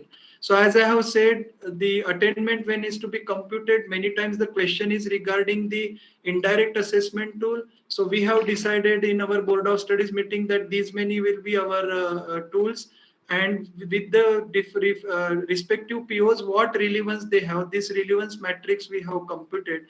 And based on that, whatever PO1 attainment using CO mapping we have, we will take 75% of it. And from indirect tool assessment, we will have this. So this is weighted average. You see now student feedback has dash, means zero relevance with PO1. That's why it is getting multiplied by 0. Whereas I2 getting multiplied by 2 because it has two relevance to the level of 2, 1, 2, like that. Their respective figures multiplied by their respective weight divided by the sum of weight, which is called as weighted average. So we go by weighted average and then compute the PO attainment and all. So this is what the case is there. That time we considered, I think 65 or some level was there. So out of 5, we declared that 3 are not attained. So this is PG. That's why only 5 POs are there. But computation example, I am showing you how this has been done. So then observation for 3 years and then its improvement and all. And when alignment is to be carried out, you will find that there are again different models in which you take 70-30, like that it is there. This is most ideal. Again, I am telling all CSVTU people should go for this. Give 30% only to the external assessment, which is university, because you never come to know exactly each student how many marks he or she has scored in every question. And give 70% assessment to your weightage to your own this thing that you can do. This is one just example. You can again do it in a better way. You can say that no, our internal assessment one will have 15, second 15, learning activities 30, whatever if you feel. There is no predefined rules from NBA which you have to follow strictly or something like that. So this is the case. And based on this assessment, whether 70-30, 80-20, 75-25, based on this direct and indirect tool, you can find out the attainment. So these kind of things, the mapping would work. Now it's repetition, the relevance matrix and all. Now here you see the last thing which I would mention here, this ethics and teamwork and all, in most of the courses, it is dash, dash, dash. Don't do that. This is not a very good example again. So I'm telling you that if you have teamwork, means if you give mini project, you say one, means my course delivery is weekly related. You don't say that it is not at all related, like that it is there. As I have said, if you are checking assignment plagiarism, then you say ethics. If you are guiding project and if you are compelling students to put the plagiarism certificate in the thesis, that means ethics should be there. Means you are teaching indirectly, you are teaching students not to copy paste matters and in their thesis and all. So we give an undertaking there in the thesis, but do exactly reverse. So are you asking student for the similarity index certificate? There are free open source tools also on the net. They can see, and you can say that the plagiarism should be only to an extent of 20% because of reference paper. So automatically the originality will be evolving or will be there in the thesis which students are writing. So these are again examples, attainment calculation, mapping and all.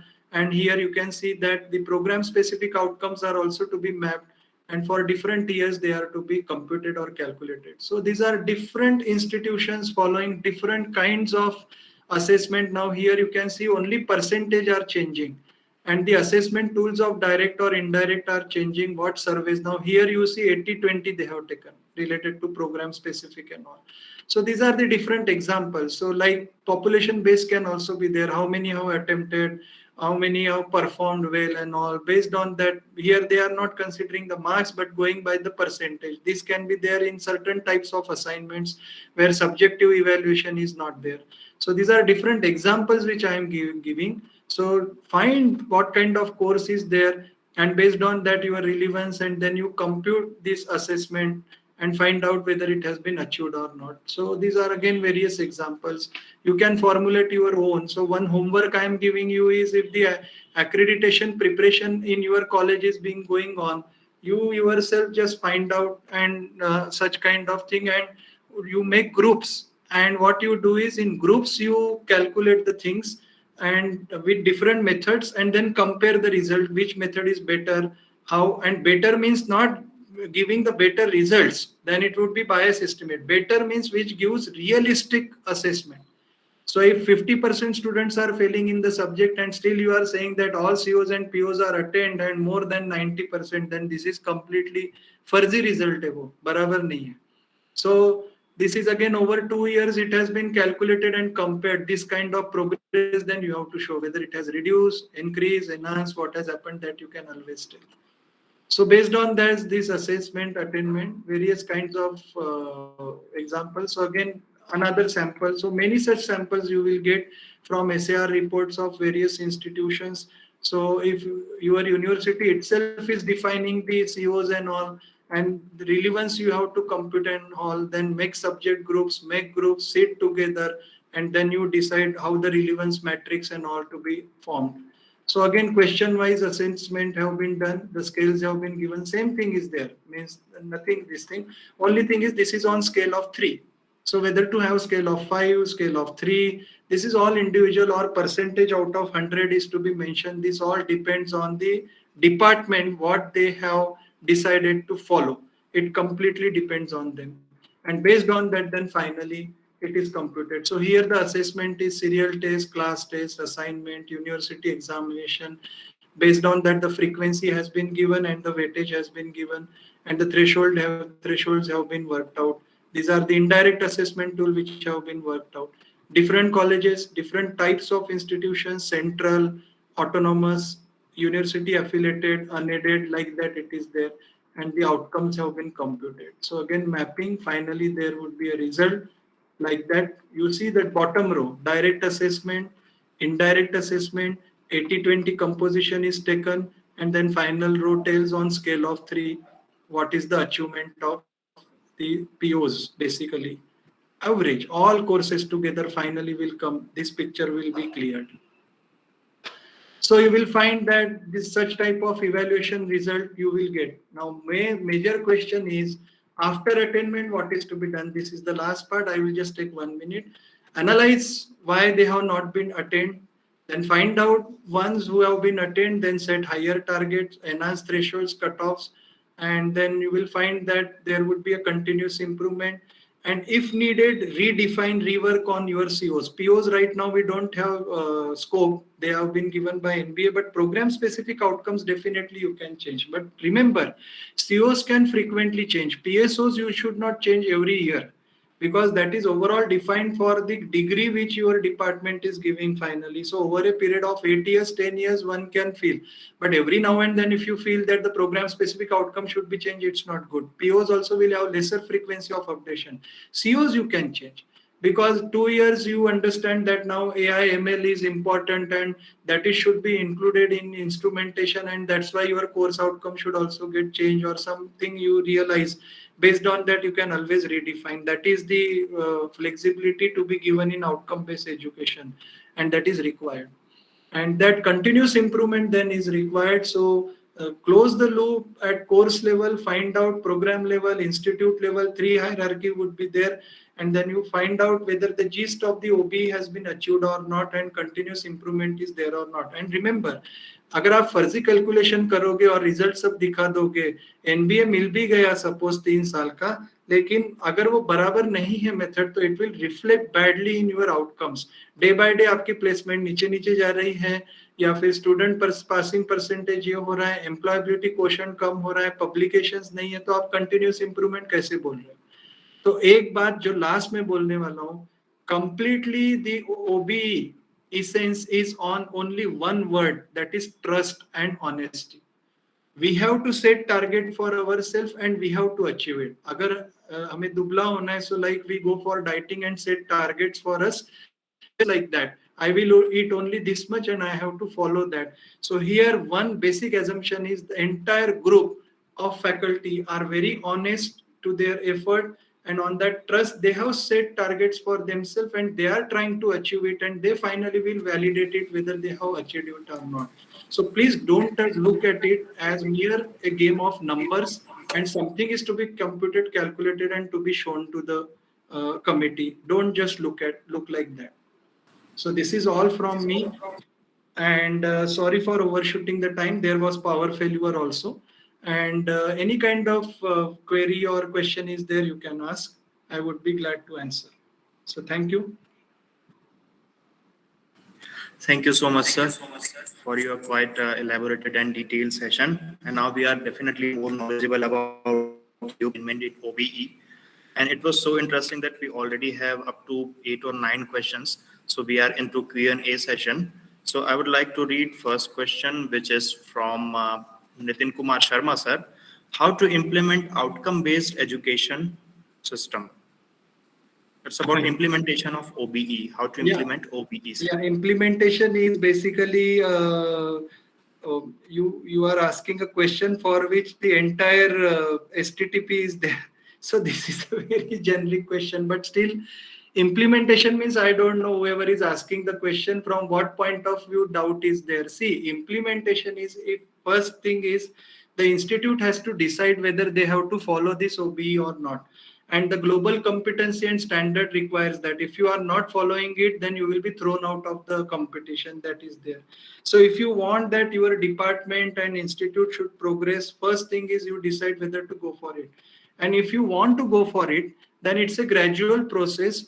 If you are university affiliated, then you cannot make flexibly frequent changes into curriculum and all, but definitely over and above it, you can always teach students whatever is required, and you can fit that entire thing into the format of outcome based education. So that is what I have said. You have to define then COs, POs, or you have to get your COs mapped to POs and all. You have to form a committee at institute level. There would be NBA coordinator who would take this effort. There would be department level coordinators, then they will take that action. They have to enter, means even though university prescribed curriculum is there, you have to rewrite it for your own institution for OBs, and then you have to start implementing it. For example, right now if OB is not there, you must be printing your question paper for the sessional, then you are not bothering to write that this question is mapped to which CO and all this culture you will have to form, all these methods you will have to imbibe, all these processes will have to come into existence, and when you will do it for 1, 2, 3 years, that culture will get developed, then you will start seeing the outcome. So on the 4th year of itself, you will see the effect of implementation and all. So it's a gradual process, not a overnight process that from tomorrow my institution has implemented OB. It's not like that. So effectively to implement it, you have to be very thoughtful, creative, and good teamwork is required. Sit together and set thresholds and all and work on it. So forming subject groups and all. So you are asking a question basically how to face accreditation indirectly. So for that, you will have to conduct workshop respective to your institute, call the experts and get things done. That is my answer. Thank you so much, sir. Sir, second question is also from Nitin Kumar Sharma, sir. He is asking how outcome-based education differs from traditional education. I will say it is traditional education reformed into outcome-based education. So difference is not about the education content or the things really related to it or around it. The difference is how we look at it and the sense of commitment. So earlier, when a teacher used to teach, he was never answerable for the credibility towards developing the skills of the student for getting jobs or employability or whatever, or that student as a successful professional. But now it is measurable. So you have to answer, you have to formulate. So this change has come now since it is outcome based. That's why if you decide to teach a one particular subject XYZ, you have to first tell that or guarantee, or you have to ensure that if you teach this course, what will be the outcome? Are you giving guarantee that students will be really having these many skills? At least 80% students say. 20% is always exception. But can you guarantee? This is the main difference.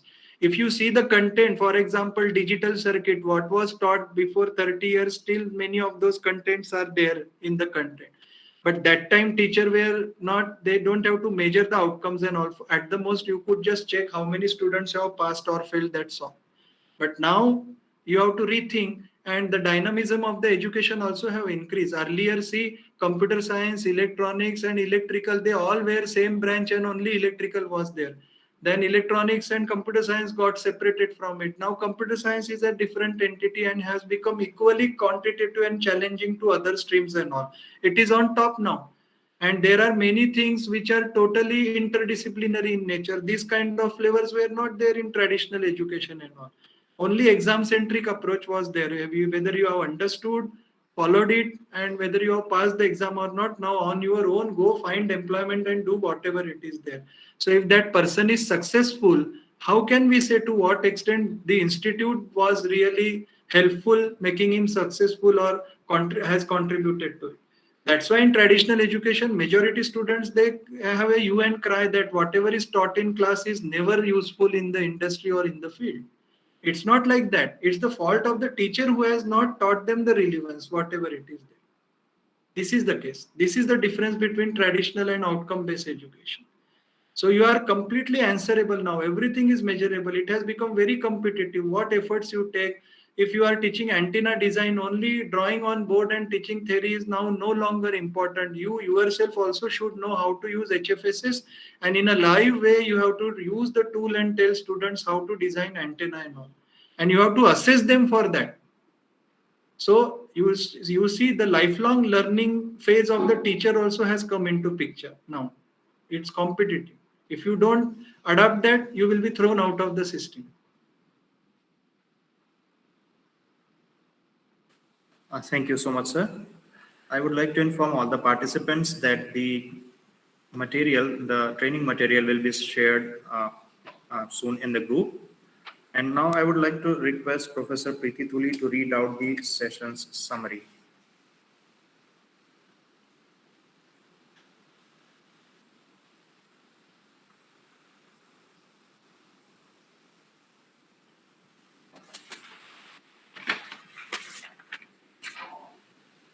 Thank you so much, sir, for such an informative and enlightening session. I would like to state some of the key points discussed by sir. Sir has explained nicely about outcome-based education, its concepts and need, input-output and object-based model, which mainly focuses on what a students will be able to do. And sir has also explained about globalization, that is preparing global rather than local engineers.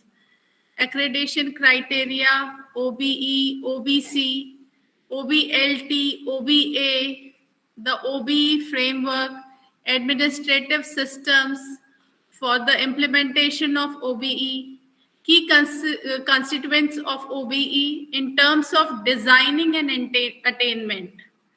COs, if not attained properly, will definitely affect attainment of program outcomes. POs and its key points, need for PSOs when POs are already there, and COs and Bloom's taxonomy, comparison of Bloom's level and program and course outcome, structuring course outcome statements, mapping of COs, POs, and assessment tools, direct and indirect assessment. There were more points like incorporation and proper mapping of POs and COs in assessment, CO attainment for a course and its example. Also, sir has explained very nicely how we can decide whether CO is attained or not. So question paper should be set so to assess all COs, attainments of POs and exit survey, and about continuous improvement. Sir, thank you so much for sharing your valuable knowledge. Thank you very much, sir. Yeah, thank you for providing me this opportunity. And with permission of Dr. Patra, just taking 1 minute, 3 important questions I have seen there. Yes, sir. Yes, sir. So I'm just overshooting the time, but we just would answer them. One was how to assess lifelong learning. So basically, lifelong learning is a skill or attitude. So whatever assignments you give, based on that, what is the response of the students that you must see, and based on that, you can really find it out whether a student is having learning aptitude or attitude or not. It is the kind of assignment which you give to that. Means appraisal kind of thing you have to set for students over a period of 4 years. You can assess him because faculty advisor are there, and then in that subject you can always say whatever you are introducing, whether it is a lifelong learning related things or not. So for example, if you are teaching antenna, then related to that, how to remain adhered with the radiation standards or ethics and all, or to avoid pollution, or to take care of these things and all. If you are discussing these topics, that means you are talking about lifelong learning. But then you will need assessment for that also. Secondly, somebody has asked that extra questions were there. How some CO has been having low attainment, what to do? So CO having low attainment, so it's not crime. You should be fair enough. उसमें अगर management ये बोलती है कि आप निकाल देंगे तो ऐसा नहीं होना चाहिए. Low attainment means it is a thing to be investigated, and in that case, if some question are remaining unanswered, means your structure of the question paper itself needs study, and you have to again rethink and set. And someone has asked that in option student leave some questions for some COs. That means your CO mapping is weak and design of question paper is again weak. That is what I will say. So even with option also, you have to take care that student can any choice if they take, but they are answering questions related to all the COs. That is how the paper should be designed. If this is not happening at the university level, I have already given you the way. You increase weightage of your internal assessment, make it big, and just leave the university assessment with a smaller weightage. That you can always do. This is the case. So requesting all participants, if you want to ask any question, please unmute yourself and ask the question. And one more question I could see, what is the exact process of setting up the target level? So for that, first you form subject groups like digital group, analog group, means I can give example of electronics like that. You find out how many substreams are there in your department. Like in computers, it can be high performance computing or theoretical computer science or data structures or programming, like that. You make streams, then have 4, 4, 5 faculties in that, then make them to define COPO, sit together, take minutes of the meeting and all, and have revisions, versions, and then come out. And based on that, you have meeting at the department level, and for every subject you can work out in a window what kind of target threshold you can set for it. So it's a teamwork. It's not work of one individual. That I will tell you. That is the right process. And while doing that, also think what kind of subject is that. Is it theoretical? Is it mathematical, conventional, lab oriented? Based on that, you should set the threshold. So now I think I have answered almost all questions. Still some queries there. It's okay. I think if any participant want to ask any question, please unmute yourself and ask the question.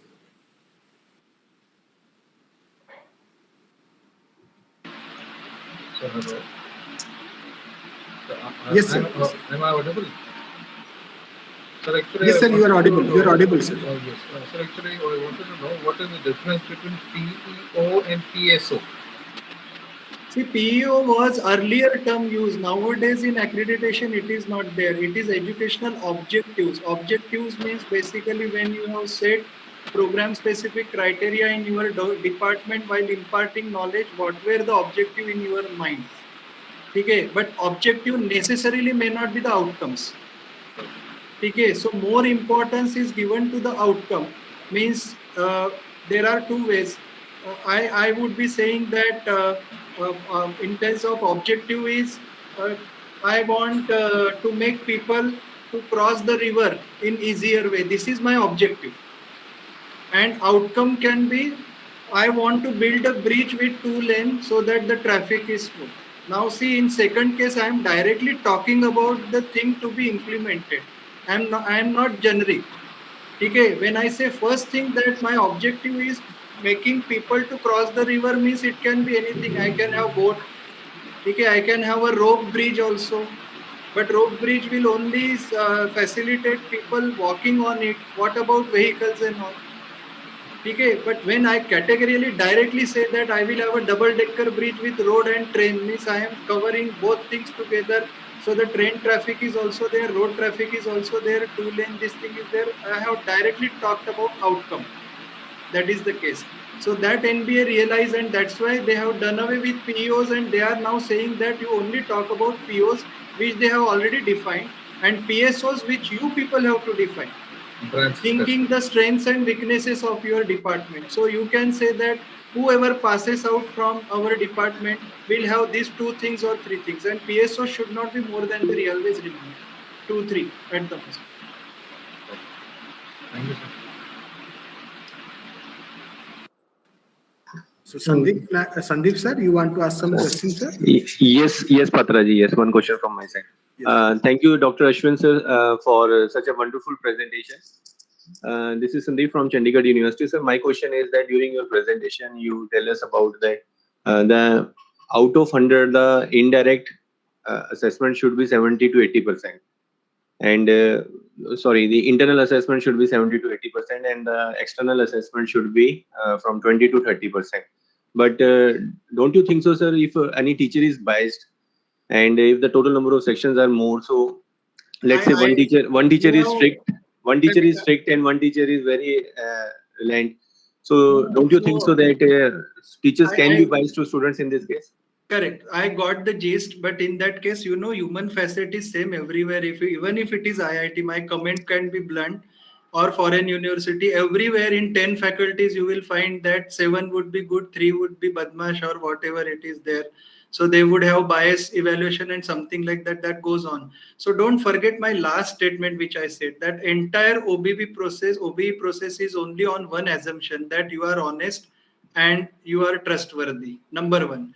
Number two, this statement of mine that internal assessment you increase the weightage and external you reduce it is only remaining limited or specific to the university affiliated institutions, not NITs and all. Because we are not affiliated to any university, so we have so much flexibility, so we can decide. So in our case, there is no question of internal and external, all assessment are ours only, and therefore we cannot complain that in this exam I don't know the detail how much the student has scored in this question and all. But in university affiliated system, it always happens when the accreditation team comes, if your external exam is for 70 marks and only what you know is the student has scored 46, that's all. Now which optional question, which related to CO he has scored and all, so they go for some rough formula that if this student has scored more than 50%, all COs are attained. This is not good. This is not good assessment, because for improvement the weak areas will never be known. Yes, sir. है ना, you will never come to know कि improvement कहाँ चाहिए. So in the course the design questions are to be taught properly, they are to be taken more, and all this never will be known. And another interesting question I will tell you, interesting aspect, that in NBA we set the target, we do everything, and we have to prove and validate. But this system is so nice that automatically आपके पाप पुण्य सब scale पे आ जाते. You take my word. So if that is what I told you, if teacher is biased and in an internal assessment to show that he is very great teacher and all COs are attainment, he has given full marks and all, very good. Attainment 92%. Just observe the university result of that subject. You will find that 35% students have failed, which is high percentage. Yes, sir. 35 is not a small percent. So a committee will ask that teacher, now you explain this. If you say all course outcomes are attained, how come your students are failing to such larger extent here? So that should be realistic. Sir, my institute is accredited by NBA in March 2021. And in one of it, we faced this issue that the internal assessment was higher and the external assessment was lower for this case. And we are following 40-60, the ratio. So ultimately, the teacher was not able to defend himself that why the internal assessment is higher and the external assessment is lower. So that's why my question is there. Yeah. So you are giving answer of your question yourself. Because main thing is when accreditation team comes, your process may be faulty, still they will be giving you the accreditation. But what they see is whether all are involved or not, and all have understood to what extent. That's why they usually pick up any random faculty and ask how you have done. Now, if that faculty says that वो तो पात्रा जो मेरे HOD उन्होंने बताया था मुझे and I have done this, that means ये कैसे हो गया, putting fingers to other, I am not taking any responsibility. Then gone, the essence of OBE has gone. Means he has not understood, he has just complied it out of compulsion he is doing. There the essence of OBE is lost. Here every faculty must be involved in that, and rather should come in creative way, and there can be creative differences. I and you can quarrel that let my subject have 40% threshold and you are maybe 50, and I should be in a position to defend my decision. The simplest answer was, since in university exam we don't get the details question wise and all, how can we improve then if the loop is to be closed? That's why we have given more assessment to our internal. But if the internal is higher, then ये दो धारी तलवार है. Immediately when you get a facility, then there is duty also, na. You have got some power, so you should not misuse it. So if you can set your own paper and all, that doesn't mean that to remain popular in student, you should set very easy question paper. Then your COs will fail. I have shown you the example that you are writing in CO that design student should be able to design, and you are asking question on the theoretical aspect. This is mismatch itself. That means you have not followed the exact procedure. That is the case. Thank you, sir. Thank you so much. Sir, thank you very much on behalf of SS IPMT family. Sir बहुत अच्छा लगा आपका session. मुझे लग रहा है कि जितने भी स्टूडेंट्स हैं उनको COPU अटेनमेंट के बारे में जो भी इंफॉर्मेशन आपने प्रोवाइड किया वो उसको फॉलो करेंगे और इम्प्लीमेंट करेंगे. And thanks for providing you, me sir. this opportunity. Thanks for this interaction. Sir I have Sir, tried. Sir मैं हाँ sir Sir, good Mathur sir, afternoon welcome sir. Ashwin Welcome sir sir. हाँ Ashwin sir good afternoon Good afternoon. it had been such a nice lecture. I enjoyed it completely. Plus and minus points you all mentioned it, and how a teacher can elevate himself. Generally, what happens when a teacher is biased, what he does, he will set a question paper as per the COPO mapping, but he will pass all the students. Only 2 or 3 failures will be there. If teacher is intelligent, he knows that NBA will object here. So there it is difficult to find the loopholes. And it is what happens in NBA accreditation. I have seen it. So, Am I correct, sir? Yeah, absolutely. And just trust me that if this process is really implemented very well, then you will see all the result. Initially in Triple IT also, I used to tell my faculty that if in coding and programming, if students getting AA grade are almost to 50%, then why they are not getting placement? In every round, they are failing. Yes, sir. Yes, So, yes, you yes. see, there would be one tool जो आईना दिखा देगा और सच सामने आ जाएगा. इसलिए जी. we have to be very honest and trustworthy and follow this process if we really have to implement it, and it is in our betterment. There is a learning curve for this. Yes, sir. So Yes. thanks a lot. और आपके feedback से this has given me the encouragement. More feedback is there, I would seek it from Dr. Patra, so that if any improvement is required, then, and anybody if having any query, my contact credentials are with Dr. Patra. They can approach me for any kind of collaboration or query and all. So thank you. Thank you so much, sir. Thank you so much, sir. Thank you very much, sir. Thank you. It was a very nice lecture, sir. Thank you. Thank you. So Dr. Patra, I am leaving the meeting. Sir. Thank you, sir.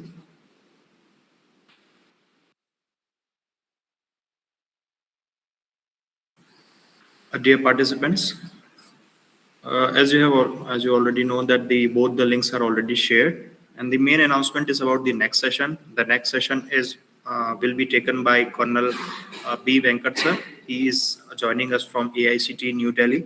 So I would like to request all the participants to please join the sessions 5 minutes prior to that, because it's going to be a very important session. Thank you. Matharu sir, good afternoon, sir. Sir, good afternoon.